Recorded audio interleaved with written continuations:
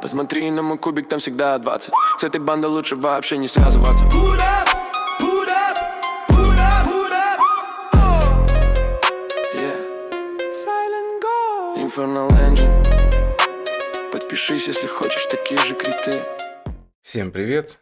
У нас стартовала вторая воронка времени. Сегодня первый день, как она началась. Также открылись максимальные этажи данжи со шмотками. И сегодня мы рассмотрим разные варианты команд, разных стихий, команды неустрашимости, команды ауры и команды ледяного взрыва. Из известных проблем это проблемы с выживаемостью, как у ледяного взрыва, так и у ауры. Особенно у ауры проблема с саппортами, поэтому тоже рассмотрим разные варианты, кого можно поставить, кого кем заменить и так далее. И также коснемся проблем новичков. Ну что ж, поехали. Если вы хотите поддержать канал, сделать вы это можете просто введя мой код создателя в ежемесячном разделе магазина прямо в игре. Код вы видите на экране. Тем самым вы разблокируете себе скидочные наборы по очень выгодным ценам и получите подарок кубик гелиолита. И вы можете осуществлять свои внутриигровые покупки по моей ссылке в описании каждого видео на платформе BuffBuff по очень выгодным ценам. Намного дешевле, чем в игре. По туману, в принципе, как обычно, ничего у нас не меняется. Сбор тумана у нас за счет лечения щитов и также за ослабление. Рассеиваем туман за счет нанесения урона и за счет получения усилений. Сразу покажу, что у нас тут на сервере происходит. Я бью неустрашимостью. Такая вот у меня команда и такой вот урон. То есть я использую полностью синергию молнии. Тут рядом бьют через и Сириэльса, и Эстайон. Тоже, в принципе, держит неплохо. Но нужна первая пробуда, она не у всех есть. Без нее тяжковато, потому что нет усиления защиты. Если волк с первым пробуждением, то, в принципе, стоит команда очень неплохо. И дальше уже начинаются команды ледяного взрыва. То тут у нас тоже ледяной взрыв. И вот только здесь начинается аура, Таресия без пробуждений и в качестве саппорта Синарел. Есть команды, которые, в принципе, набивают намного больше. Давайте, наверное, с ауры как раз мы и начнем. Вариантов я сегодня видел много. И со Скаром, и с Бип-Бипом даже, и с Синарелами. Ну вот, максимальный урон, который я увидел, это был урон от легенды китайского таптапа, российский игрок Фелвен. Также он предоставил код команды, мы его тоже рассмотрим. В качестве саппорта он использовал Артред. Единственный минус данной команды это то, что она не подойдет новичкам, потому что у них не было еще слияния на этого героя и, соответственно, нет возможности его получить. Команда набивает 3,7 миллиарда. Если бы Энезилис была тоже пятая, то я прям уверен, что там было 4 миллиарда урона. Также обратите внимание на то, как подбираются питомцы. Если раньше более профитно было ставить, допустим, атака и защита, то в случае с аурой нам нужно будет подбирать питомца именно атака ОЗ. Плюс также, видите, он берет талант, который повышает ОЗ именно в питомце. Соответственно, все это влияет как раз и на выживаемость, и на урон. Не как, смотрите, 3000 хп, 3200 почти. Получилось у него за счет таланта выжить. То есть это нам дает и выживаемость, и урон. Также повышение урона на зональный навык, преследование астролита, морское дитя, крит урон, как обычно, никуда не девается у нас. И перейдем, пожалуй, начнем сразу с таймингов. Тайминги он использует вот такие. В принципе, стандарт под такие команды. Ардред без кулдауна, просто по КД ультует, хилит. Вот такие таланты он использует. Тут у нас из интересного получается, что получилось ему раздобыть вот этот мифик в первый день, который бафает нам урон. Плюс также сет торговца самоцветами. Также настакивает нам атаку нашего ДД. Плюс артефакт Альянс Ангелов, который повышает нам и урон, и выживаемость. Тем более при синергии 5 героев сияния он работает еще сильнее. Получается, все эти плюшки на 45% на данный момент увеличены. Линкас у нас получается в сете кукольника. Также обратите внимание, что у нас этот артефакт здесь тоже начинает работать, потому что все герои принадлежат к сиянию. Соответственно, прочность щитов у нас увеличивается и наносимый урон. Тоже отличный артефакт под такие вот ситуации. Ну и также вот этот мифик позволяет нам раздавать атаку соседним юнитам, которые стоят по краям. Дианта у нас в разломе и вот этот мифик, который будет накладывать также дебаф. Ну, тут у нас получится один стак наложить. Вот, будет также увеличивать на 5% наносимый урон по этой цели. Дианта у нас в ОЗ. Да, перчатка тоже на ОЗ. Как-то вот так. Так, и такая вот у нас Анелизис. Причем я так на глаз что-то прикинул, посчитал. Вроде как у нее здоровья больше, чем у всех. Тут у нас выходит примерно 76, счет с копейками. И если сравнивать с той же Ардред, то у нее получается чуть-чуть меньше. То есть максимальное здоровье у нас на Анелизис. И, соответственно, вот этот сет, который будет снижать ей урон получаемый. Поэтому, скорее всего, за счет этого она здесь и выживает. Плюс повезло вот этот мифик ему выбить, который увеличивает урон на 12%. Тоже неплохой буст. Да, неплохо так с мификами повезло. Ну и артефакт, соответственно, на увеличение лечения и на наносимый урон. Рога оленя.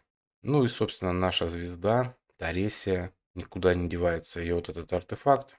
Прям вообще отлично на нее заходит. Она у нас крит урон, также здоровье, скрита, ближе к соточке стремится. Да, вот такая вот сборка. Получается не в атаку, а все именно через Макс ОЗ идет. Руна также на хпшку. Да, такая вот у нас команда получилась, неплохая. Также быстренько рассмотрим вариант команды со Скаром. Для тех, кто умудрился его получить. Команда Экстра Экса. Посмотрим, какие тайминги у нас используются, когда у нас в команде Скар. Да, данный обзорчик будет полезен игрокам, которые, как оказалось, меня тоже смотрят. Из Китая, из Тайваня. Вот, так что из Кореи тоже.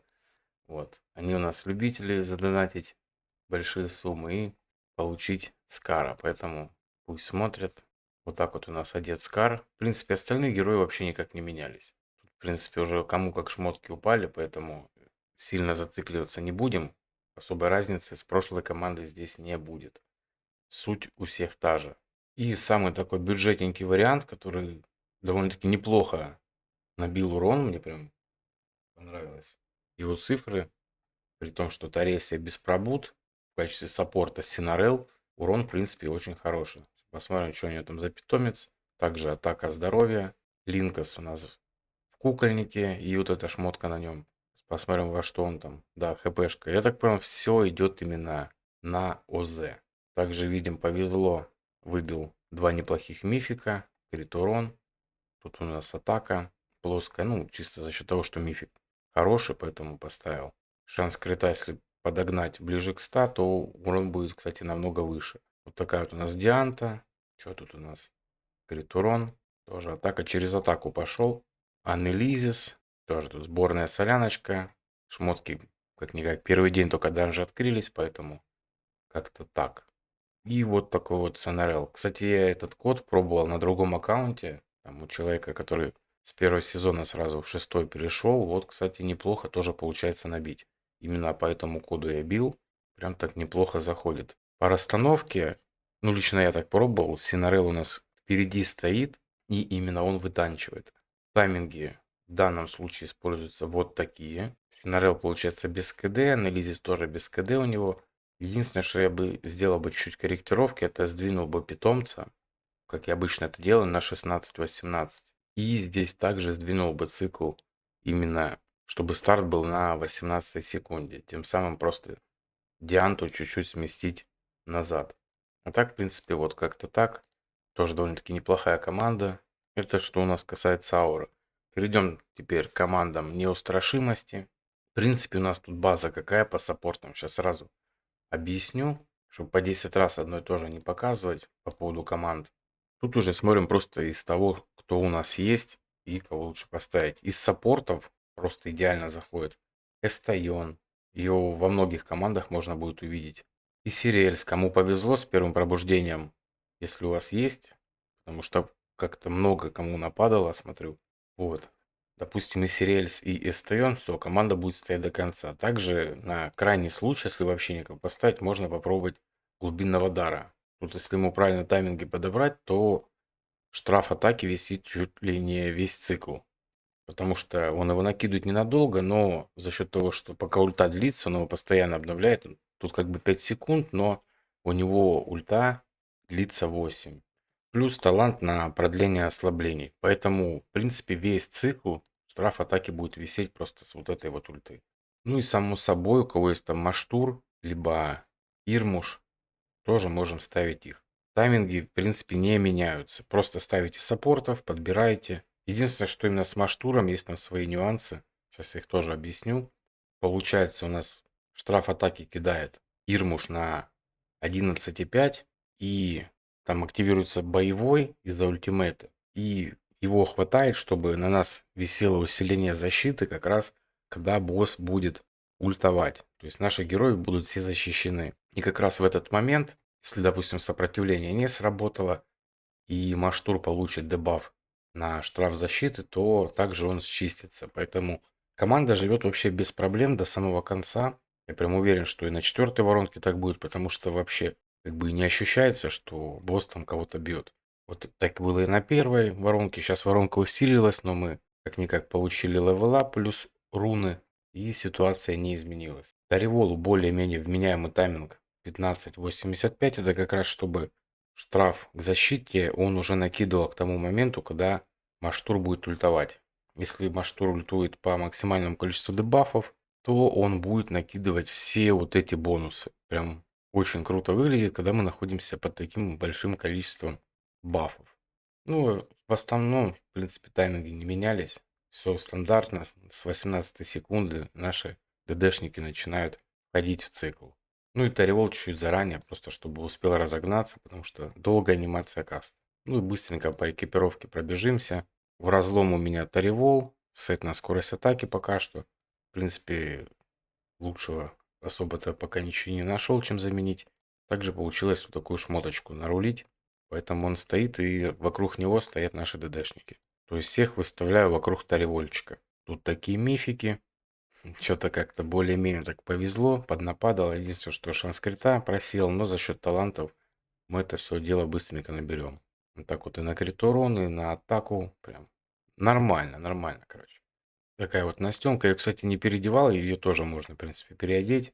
Но пока что нужды такой нету, пусть так как-нибудь. В защите предка у меня Ирмуш. Я его, скорее всего, даже сниму потом, когда упадут какие-нибудь мифики полезные. Но пока что вот как-то так. Ну и, соответственно, Маштур.